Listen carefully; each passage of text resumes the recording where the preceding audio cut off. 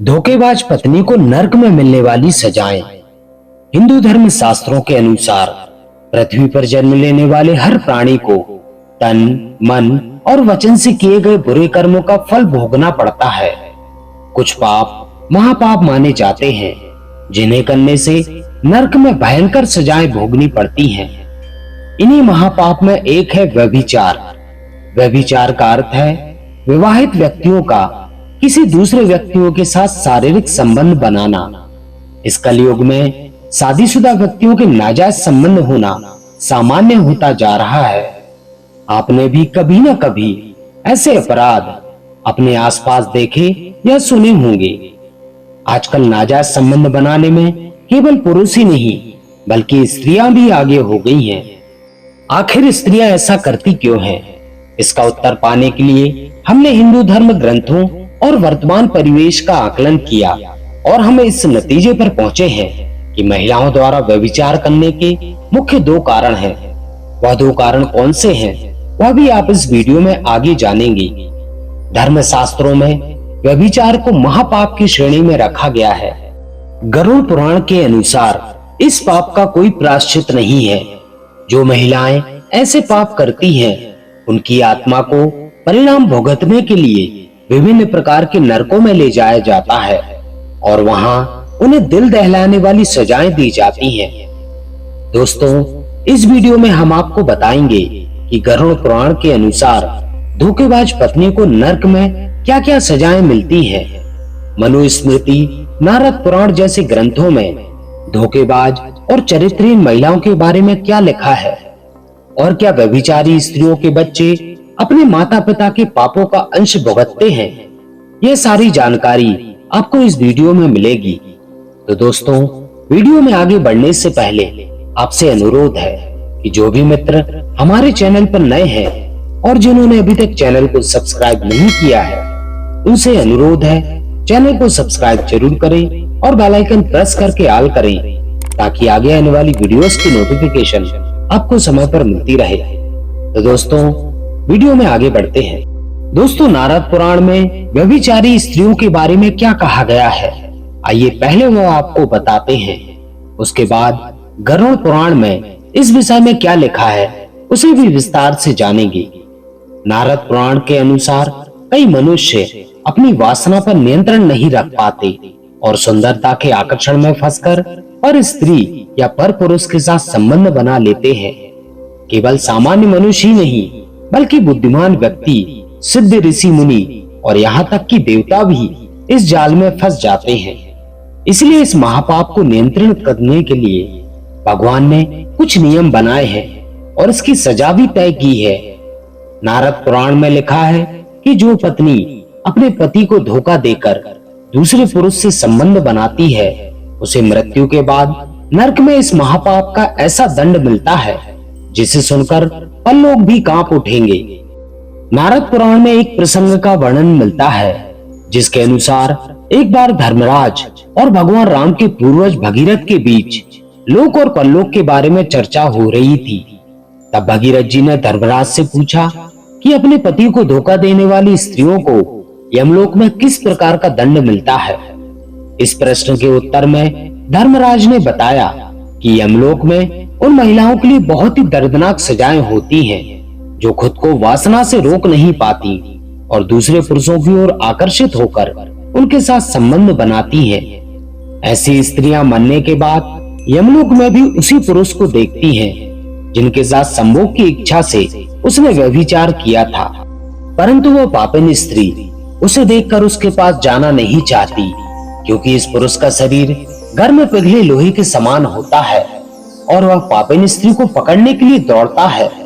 यह देख पापिन स्त्री भागती है, लेकिन लोहे का दहकता पुरुष उस स्त्री को जबरदस्ती अपने आलिंगन में लेकर उससे उसी प्रकार व्यवहार करता है जैसा वह अपने प्रेमी से चाहती थी।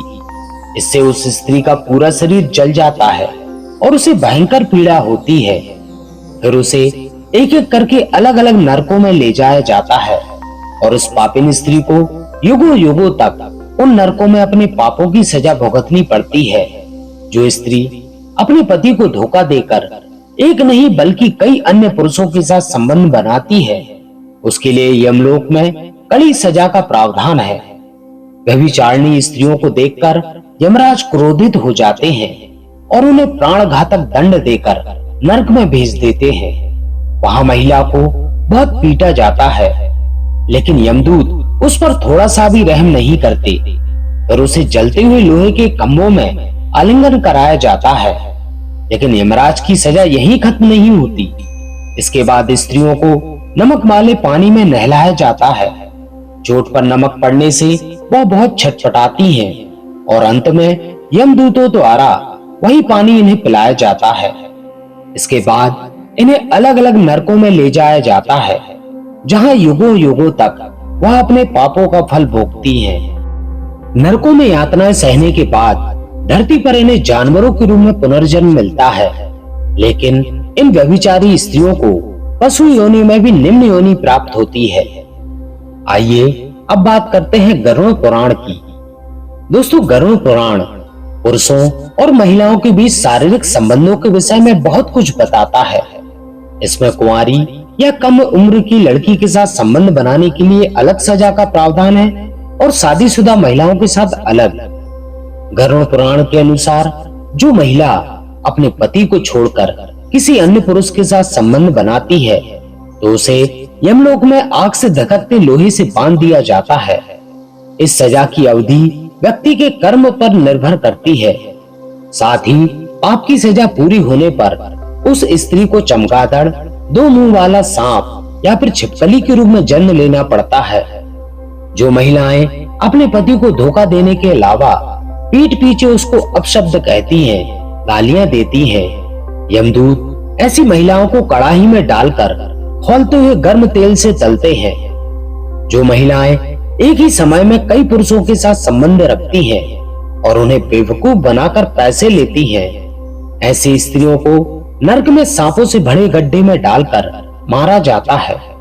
जहरीले सांपों के काटने से उन्हें बहुत कष्ट होता है और जब नरक की सजा खत्म हो जाती है तो उनका जन्म सूअर की योनि में होता है।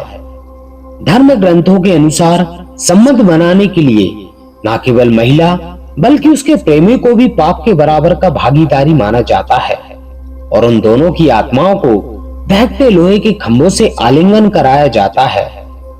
इस लोह अग्नि में जलती हुई आत्माएं उन क्षणों को याद करके रोती हैं जब उनके बीच पापपूर्ण शारीरिक संबंध बने थे और अपने अपराध को याद कर खुद को दोषी मानकर विलाप करती हैं कि उन्होंने अपने पति को धोखा देकर दूसरे पुरुष के साथ संबंध क्यों बनाए।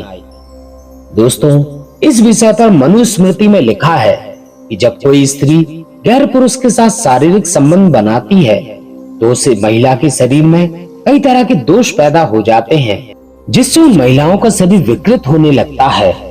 धर्म की दृष्टि से देखें तो स्त्री और पुरुष दोनों के लिए ही व्यभिचार एक समान पाप है, परंतु शारीरिक दृष्टि से स्त्रियों के लिए वह और भी बुरा होता है।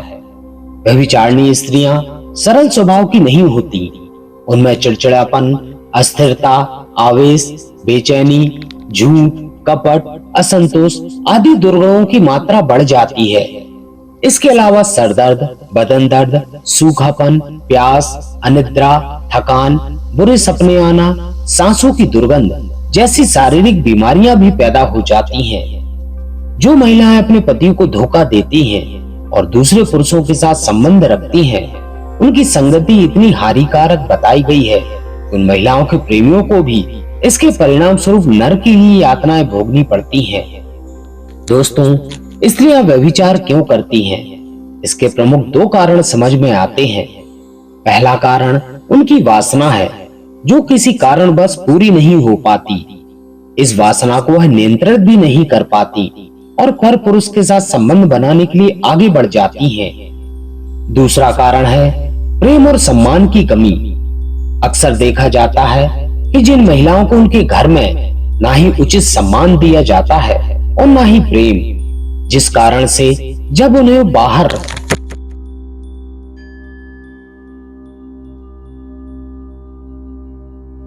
अक्सर देखा जाता है कि जिन महिलाओं को उनके घर में ना ही उचित सम्मान दिया जाता है और ना ही प्रेम, जिस कारण से जब ऐसा प्रेम और सम्मान घर के बाहर किसी अन्य व्यक्ति से मिलता है तो वह उसकी तरफ प्रेरित हो चली जाती हैं। इसलिए स्त्रियों को उचित सम्मान और प्रेम देना ही चाहिए।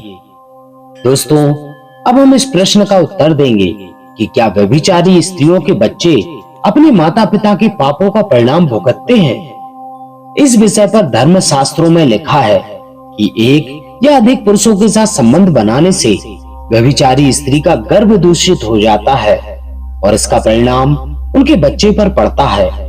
या तो उनके बच्चे नहीं होते, और अगर होते भी हैं तो ऐसे बच्चे जन्म के कुछ वर्षों बाद ही मृत्यु को प्राप्त हो जाते हैं या अपना पूरा जीवन पैतृक रोगों को लेकर बिताते हैं। माता पिता की पापमयी प्रवृत्ति का प्रभाव संतान पर निश्चित रूप से होता है। उस संतान में अनेकों आसुरी दुर्गुण पाए जाते हैं। व्यभिचार से उत्पन्न हुई संतान को धर्म ग्रंथों में वर्ण संकर के अपमानजनक नाम से संबोधित किया जाता है। इसलिए व्यभिचार को सर्वथा निंदनीय बताया गया है। दोस्तों, किसी को भी धोखा देना एक अपराध है, चाहे वह महिला हो या पुरुष। उम्मीद है इस वीडियो से आपको पता चल गया होगा कि धोखा देने वाली महिलाओं को नरक में कैसी कैसी सजाएं दी जाती हैं। अगर यह वीडियो आपको अच्छी लगी हो तो वीडियो को लाइक करें और अपने मित्रों में शेयर जरूर करें। और ऐसे ही वीडियो देखने के लिए हमारे चैनल को सब्सक्राइब करना ना भूलें। तो दोस्तों, इस वीडियो में बस इतना ही। मिलते हैं ऐसे ही किसी अन्य ज्ञानवर्धक वीडियो में। तब तक अपना ख्याल रखें। आप सभी को बहुत बहुत धन्यवाद।